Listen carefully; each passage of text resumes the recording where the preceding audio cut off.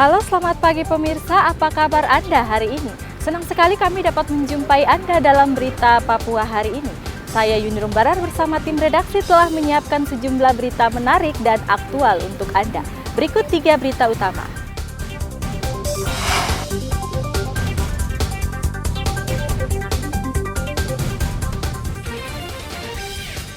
Seorang penambang yang hanyut di Sungai Wariori, Manokwari ditemukan tewas.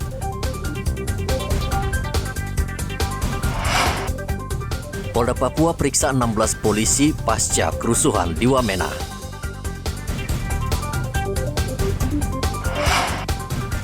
Polisi ringkus seorang remaja yang edarkan ganja di Merauke.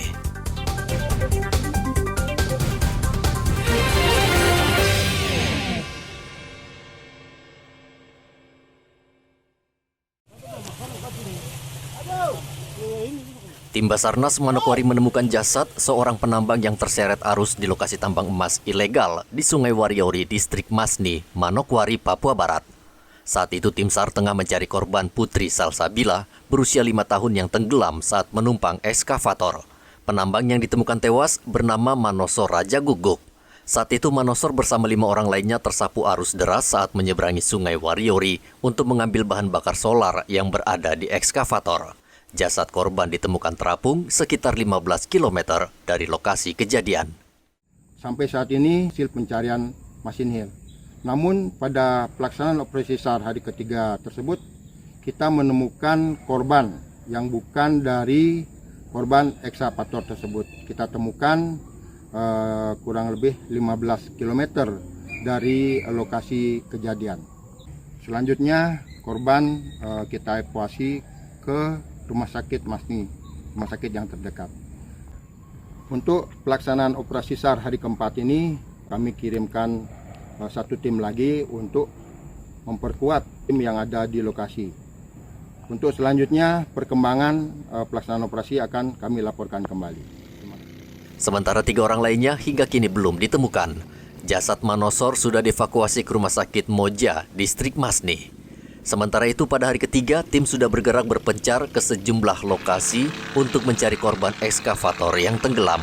Namun pencarian mengalami kendala lantaran air sungai sangat deras, ditambah kondisi cuaca yang buruk. Sebelumnya sebuah ekskavator yang membawa 3 orang mengalami kecelakaan di Sungai Wariori di lokasi tambang emas. Dalam musibah tersebut 2 orang tewas dan seorang bocah bernama Putri Salsabila yang masih berusia 5 tahun hilang. Edi Musahidin melaporkan dari Manokwari, Papua Barat.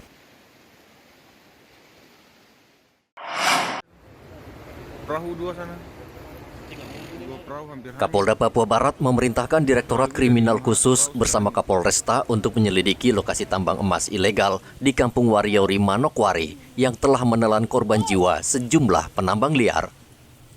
Kapolda Papua Barat Irjen Daniel Tahimonang Silitonga mengatakan saat ini lokasi tambang ilegal Wariori sudah bersih dari penambang liar, kecuali lokasi yang berada di luar wilayah hukum Polda Papua Barat. Sebelumnya disinyalir tambang emas ilegal di Kampung Wariori masih tetap beroperasi, padahal sejumlah penambang liar meninggal dunia di lokasi tersebut. Dan beberapa waktu yang lalu kan saya sudah bersihkan, ternyata mereka dengan secara gelap-gelapan atau saya tidak seperti luar dari pengawasan tanah mereka ada di sana, dan memang kemarin itu debit air katanya sangat tinggi sehingga mereka pada saat naik ataupun turun kalau sudah hari ini Kapolresta dengan diri khusus saya perintahkan naik ke atas. Sebelumnya sebuah ekskavator yang ditumpangi sejumlah penumpang Sabtu lalu terperosok ke dalam sungai. Akibatnya 2 orang meninggal dunia, termasuk seorang bocah perempuan berusia 5 tahun bernama Putri Salsabila yang hingga kini belum ditemukan. Senin lalu tim SAR juga menemukan seorang penambang yang terseret arus deras Sungai Wariori. Sementara 3 penambang lainnya hingga kini belum ditemukan. Kendati beresiko tinggi dan melanggar hukum, menambang emas liar di Papua Barat tetap menarik banyak orang, walaupun nyawa taruhannya. Edi Musahidin melaporkan dari Manokwari, Papua Barat. Sebanyak 16 polisi diperiksa terkait kerusuhan yang terjadi Kamis 23 Februari lalu di Sinakma, Kabupaten Jayawijaya. Kapolda Papua Irjen Matius Fakiri mengatakan ke-16 polisi tersebut tengah diperiksa terkait protokol penanganan massa yang menyebabkan 10 warga sipil meninggal dunia dalam kerusuhan tersebut. Menurut Matius, jumlah polisi yang terlibat bisa saja bertambah. Matius menegaskan bila terbukti ada polisi yang melanggar, maka akan ditindak sesuai peraturan yang ada.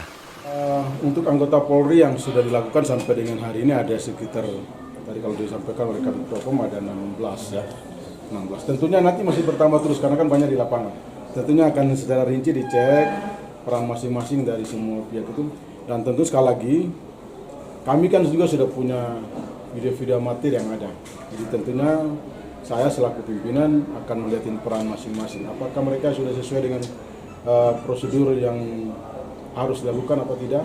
Sehingga nanti dalam putusan yang kami lakukan terhadap anggota ini sesuai dengan apa yang fakta pendukung yang kami dapat. Penyelidikan juga akan dilakukan terhadap tentara yang ikut menangani kerusuhan di Wamena. Pangdam 17 Cendrawasih, Maijen Muhammad Saleh Mustafa mengaku akan menindak anak buahnya jika terbukti melanggar hak asasi manusia.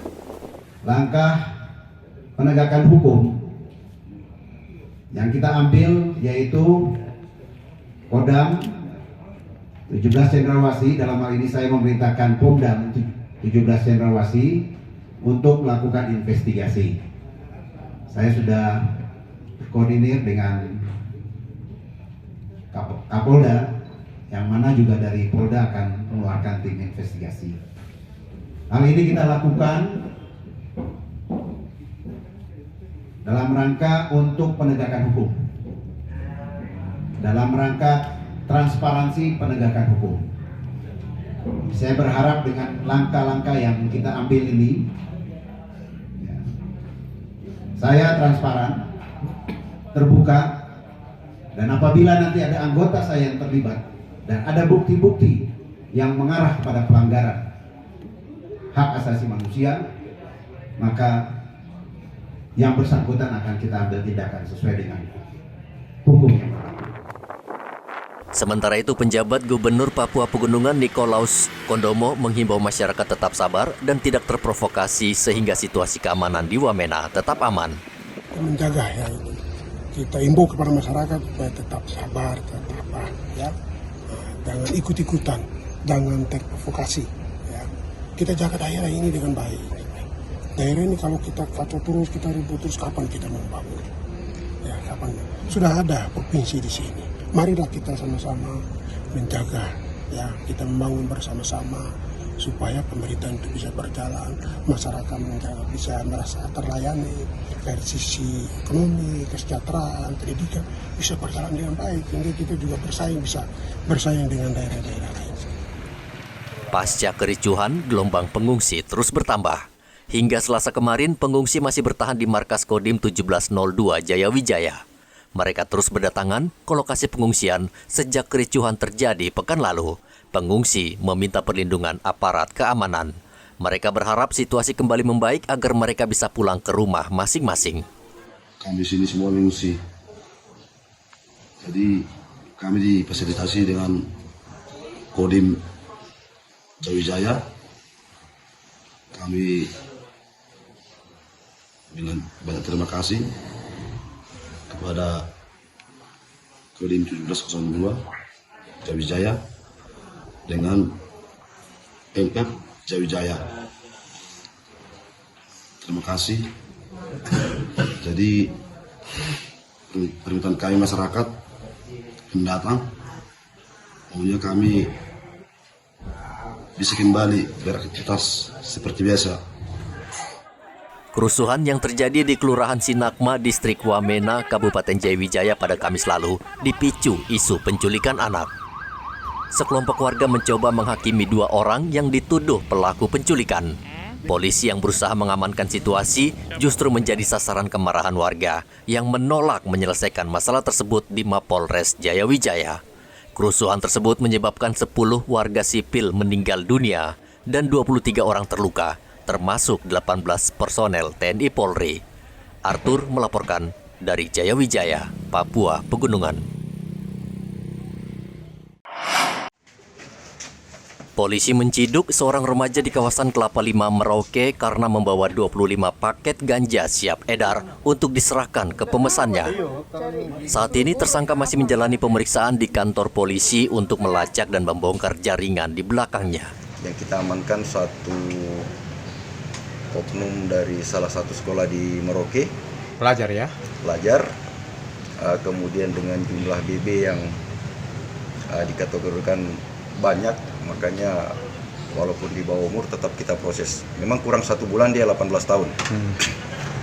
Kemudian untuk TKP penangkapan yang bersangkutan di wilayah Kelapa Lima, di depan kantor Damri, kita sama-sama melakukan penangkapan yang bersangkutan. Kita mendapatkan barang bukti di dalam bungkusan plastik berwarna merah sebanyak 20 pack narkotika yang diduga ganja. Setelah kita melakukan penggeledahan, ternyata masih ada 5 pack lagi di dalam kantong celana. Jadi total keseluruhan yang kita amankan di TKP pada saat itu berjumlah 25 pack. Setelah kita melakukan dokumentasi dan mengumpulkan saksi-saksi di TKP, kita membawa yang bersangkutan ke Satuan Narkoba untuk melakukan pengembangan dan mengambil keterangannya. Penangkapan terhadap remaja ini merupakan hasil pengembangan polisi dari tertangkapnya sejumlah tersangka dalam kasus serupa. Polisi menghimbau orang tua mengawasi anaknya karena peredaran narkotika saat ini menyasar anak muda. Muhammad Ridwan melaporkan dari Merauke, Papua Selatan.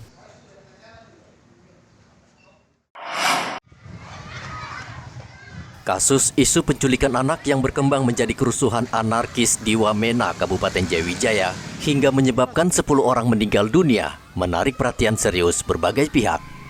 Polisi terus menghimbau warga agar mencerna informasi sebaik-baiknya dan tidak mudah terprovokasi bila mendapat kabar kasus penculikan dan kasus lainnya. Aparat keamanan juga meminta seluruh sekolah memberikan pemahaman kepada siswa agar bijak memanfaatkan media sosial dan sumber informasi lainnya. Seperti yang dilakukan SDYPK Mopah Lama, guru di sekolah ini terus memberikan pemahaman kepada siswa dan orang tua agar tidak mudah terhasut dengan isu yang diragukan kebenarannya. Sekolah ini kita kerjasama dengan piket. Piket setiap hari itu, setiap hari Senin sampai Sabtu itu selalu ada piket. Dan piket itu dia mengawasi anak-anak pada saat bermain. Kita selalu sampaikan ke orang tua bahwa setelah pulang, orang tua kalau bisa dengan tepat waktu menjemput anak. Lalu anak juga setelah pulang, apalagi kelas 1 yang belum dijemput, dia tinggal di halaman sekolah sampai orang tua jemput, lalu guru piket mengawasi. Kerusuhan yang terjadi di Kelurahan Sinagma, Distrik Wamena, Kabupaten Jayawijaya, Kamis pekan lalu dipicu isu penculikan anak. Informasi yang belum tentu benar tersebut ternyata diyakini sekelompok orang dan akhirnya memicu bentrokan dengan aparat keamanan yang menyebabkan 10 orang meninggal dunia dan puluhan lainnya luka-luka. Muhammad Ridwan melaporkan dari Merauke, Papua Selatan. Pembatasan kendaraan yang membeli solar berdampak positif di Merauke. Sejumlah SPBU kini sudah mulai terlihat lenggang. Tidak terlihat lagi antrean kendaraan hingga keluar SPBU yang kerap menimbulkan kemacetan. Petugas SPBU juga terlihat lebih santai melayani pembeli. Tidak seperti sebelumnya mereka kelabakan bahkan harus menahan kesabaran melayani pembeli yang mengeluh karena BBM habis.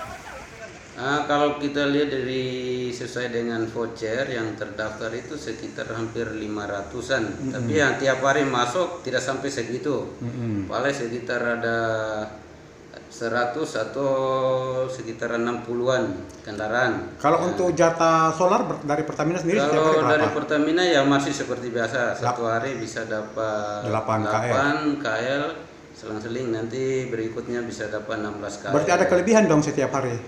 Kita itu yang kemarin kita jual sampai biasanya sampai jam 2 atau jam 3. Sekarang sampai malam juga. Sampai malam ya, masih ada jatah ya. Masih ada. Satu trek sekarang berapa jatahnya? Satu trek kita sesuaikan dengan kendaraan. Roda 4 sekarang dikasih 60. 60 ya. Nah, roda 6 dikasih 80. 80 Nah, itu masih dalam bentuk stiker. Stiker ya. Nah. Tapi kira-kira nanti akan bertambah.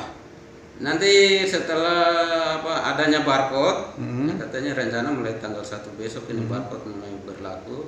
Itu nanti satu kendaraan itu yang roda 6 sekitar 120. 110 liter. Nah, 120 itu tidak mungkin mau masuk semua 120, gitu ya. paling sesuai dengan tangki standarnya. Gitu. Nah, itu dibatasi juga dalam satu hari pengambilannya hanya satu kali scan barcode-nya. Ya.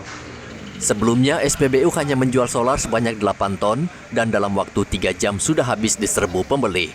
Namun setelah diberlakukan pembatasan, SPBU hanya diberi jatah melayani 600 truk setiap hari. Itu pun tidak seluruh truk yang datang membeli solar. Muhammad Ridwan melaporkan dari Merauke, Papua Selatan. Musim hujan yang berkepanjangan di Merauke bisa menjadi lahan subur munculnya penyakit demam berdarah. Untuk itu, Dinas Kesehatan Merauke meminta warga mewaspadai DBD dan serangan penyakit lainnya yang kerap muncul saat musim hujan.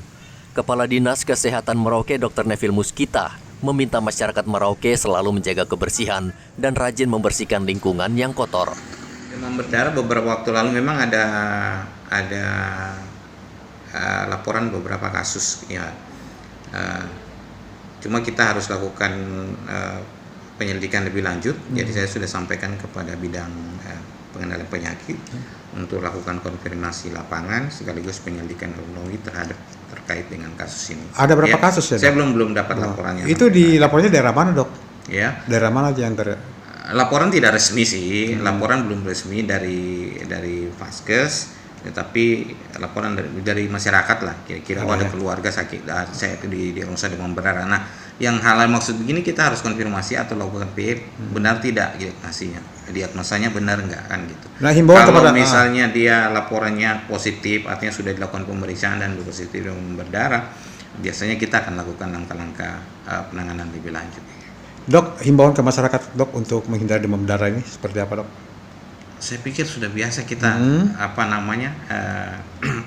lakukan edukasi dan promosi kesehatan ya, gerakan 3M tadi plus yang menanam gugur ya, tempat-tempat perindukan nyamuk yang berpotensi meningkatkan populasi nyamuk dan potensi menularkan itu yang harus kita kita berantas kan, yang mengumpul benda-benda bekas, menanam dan sebagainya, membersihkan. Kendati saat ini tercatat belum ada lonjakan kasus DBD di Merauke, namun Dinas Kesehatan Merauke sudah mendeteksi beberapa kawasan di Merauke yang rawan terkena serangan DBD. Muhammad Ridwan melaporkan dari Merauke, Papua Selatan. Sebanyak 230 mahasiswa dan pelajar dari Asmat yang menuntut ilmu di Merauke antre di Aula Polres Merauke untuk mendapatkan dana pendidikan dari pemerintah. Koordinator Pelaksana Penyaluran Bantuan David mengatakan saat ini mahasiswa mendapatkan dana sebesar 3 juta rupiah dan pelajar SLTA sebesar 2 juta rupiah. Pertama, semester pertama itu genapnya itu harus 3 juta. 3 juta. Terus ganjil itu 3 juta. 3 juta. Itu untuk perguruan, untuk mahasiswa. 3 juta. Untuk pelajar? Kalau pelajar SMK 2 juta. 2 juta ya. Jadi itu harus 2 kali terima. Oh, itu per semester ya? Ya, satu tahun kan harus 2 kali. 2 kali ya, oke. Putra Papua asli ya? Putra Papua asli, kelahiran putra Asmat. Kelahiran dengan orang tuanya di Asmat. Asmat ya. Oke. Dana bantuan ini tentu disambut gembira mahasiswa dan pelajar karena sangat membantu mereka untuk menyelesaikan pendidikan.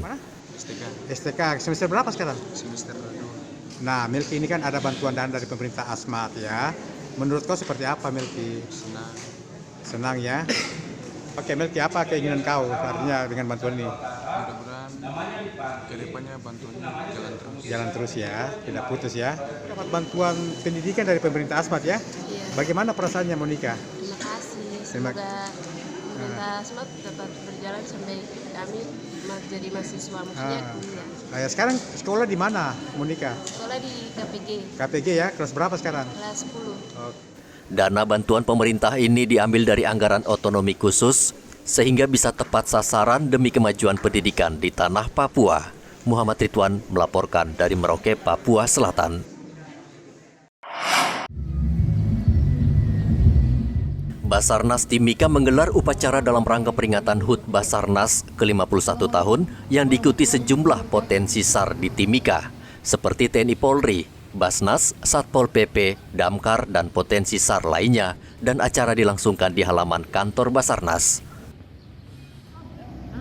Dalam kesempatan itu, 3 orang anggota SAR Timika juga menerima penghargaan Satya Lencana Karya Satya 20 tahun.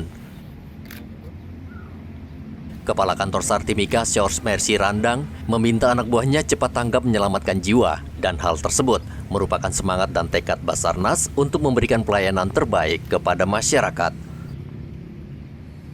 Sesuai Undang-Undang Nomor 29 Tahun 2014, tim Basarnas diberi tugas dan wewenang melakukan pencarian dan pertolongan pada kecelakaan transportasi darat, laut, maupun udara. Upacara berlangsung hikmat dan meriah hingga selesai. Dari Mimika, Papua Tengah, Igobat Momolin melaporkan. Informasi tadi sekaligus menutup jumpa kita dalam berita Papua hari ini. Saya Yunirum Barar beserta tim redaksi yang bertugas mengucapkan terima kasih atas perhatian Anda. Selamat pagi, sampai jumpa. Wanyambe.